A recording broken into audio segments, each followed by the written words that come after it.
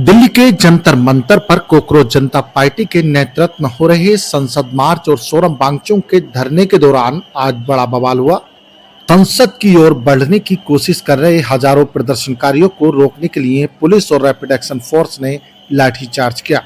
जानकारी के अनुसार लाठीचार्ज में कई प्रदर्शनकारी घायल हुए हैं और कुछ के सिर में गंभीर चोट आई है।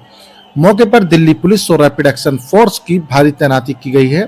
कई प्रदर्शनकारी बैरिकेडिंग तोड़ते हुए पार्लियामेंट थाना क्षेत्र तक पहुंच गए, जिसके बाद सुरक्षा और कड़ी कर दी गई। इस बीच सीजेपी के संस्थापक अभिजीत दीपके ने कहा, हमें कोई नहीं रोक सकता, हमारा संसद मार्च शांतिपूर्ण है। वहीं 23 दिनों से भूख हड़ताल पर बैठे सोनम वांगचुक ने अपना अनशन समाप्त करने के लिए 3 शर्तें रखी हैं। उन्होंने सरकार से शिक्षा व्यवस्था, पेपर लीक के मुद्दे पर जिम्मेदारी लेने, सीजेपी प्रतिनिधिमंडल को संसद जाने की अनुमति देने या फिर सांसदों से अस्पताल आकर आश्वासन देने की मांग की है।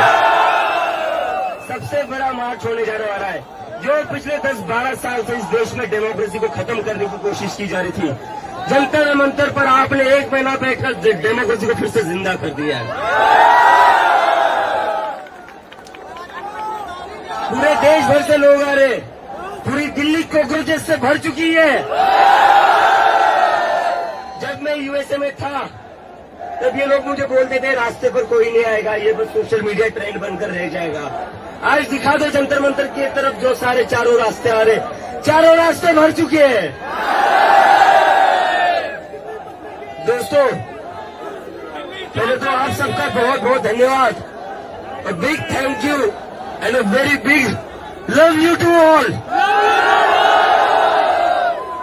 जो कोई नहीं कर पाया वो हम लोगों ने करके दिखाया।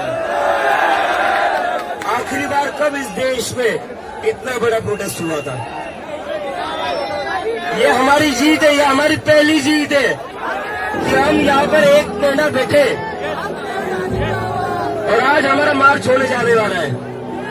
और कल तक जो लोग कह रहे थे कि परमिशन नहीं होगी, परमिशन नहीं होगी, वो आज मिलने बुला रहे और कह रहे बताइए कहां से जाओगे।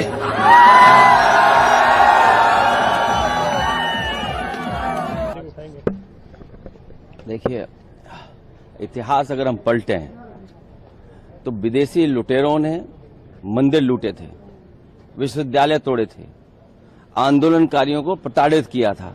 आज वही भाजपा कर रही है। भाजपा सरकार नहीं, अहंकार की तरह काम कर रही है। अहंकार है उनके अंदर। कम से कम बच्चों की बात तो सुननी चाहिए थी।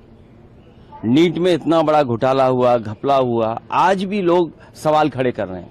तो कैसी सरकार है? क्या यही अमृतकाल है? अगर वो कह दें आपको कि मना कर दे तो मान जाओ। मैं फिर कह रहा हूँ ना, लेकिन मैं करवा तो रहा हूँ यहीं पे।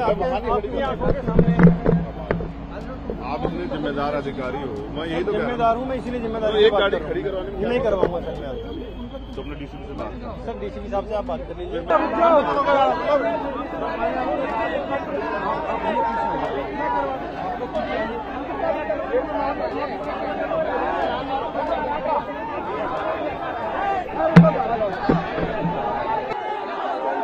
सरकार अपना धर्म निभा रही है, पुलिस अपना धर्म निभा रही है। मैं इस मिट्टी का कर्ज उतारने के लिए आज संघर्ष कर रहा हूँ। मैं भारतीय हूँ, भारतीय युवा होने के नाते युवाओं का दर्द समझता हूँ और आज उन युवाओं की आवाज बनने के लिए, उनके साथ खड़े होने के लिए यहाँ हूँ, क्योंकि उनके